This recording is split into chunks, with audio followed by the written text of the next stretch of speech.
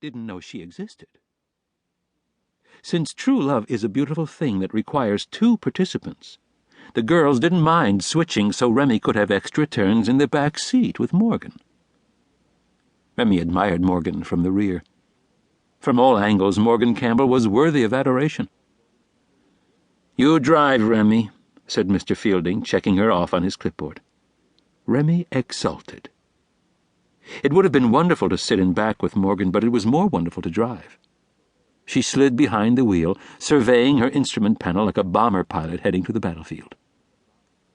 Remy did not know where she was going, but one thing for sure: she was going to get there fast. Driver's ed was like so many things about school. If the parents only knew. Mr. Fielding would take 3 kids, 2 in the back seat observing while one drove, he himself the front passenger. Off they'd go, straight onto the turnpike, at that terrifying cloverleaf where both interstates merge. Mr. Fielding explained that since fear was a problem for new drivers, the first thing student drivers must do on the road was conquer fear. He himself didn't even have interest, let alone fear.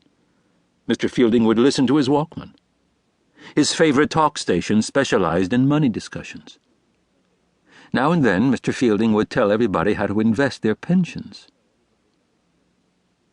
A 15- or 16-year-old who never before held a steering wheel in his 2 shaking hands had 100 yards in which to accelerate to 65 miles per hour. Then either there was a space between the trucks and cars whipping past on their way to distant states, or there wasn't. Either the student merged, or he plowed along the shoulder, metal barriers sickeningly close to the right fenders and unforgiving traffic sickeningly close to the left fenders. The 2 backseat drivers, sweaty with panic, would be sticking their fingers down the filthy seat cracks, trying to buckle their seat belts prior to collision. Once they realized Mr. Fielding was not going to get involved, they would scream hints of their own. Get in! Get in! There's a space! Quick, you're going to kill us!"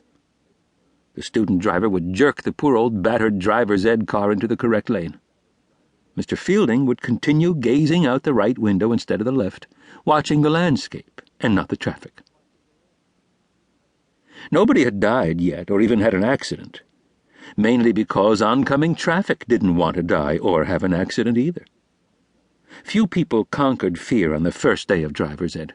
In fact, several members of the class developed so much more fear that they refused to go driving again. "Have your parents taken you out in your new car yet?" Lark asked Remy. Remy hated trying to talk while driving.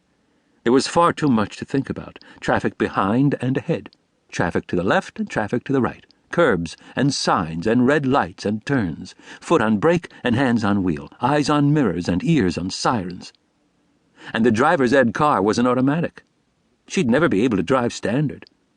What if she also had clutches and shifting and gears? No, she said. Remy Marland was the only person in the 11 a.m. driver's ed class who already owned a car. Her parents had assigned her the wonderful role of family chauffeur and errand runner.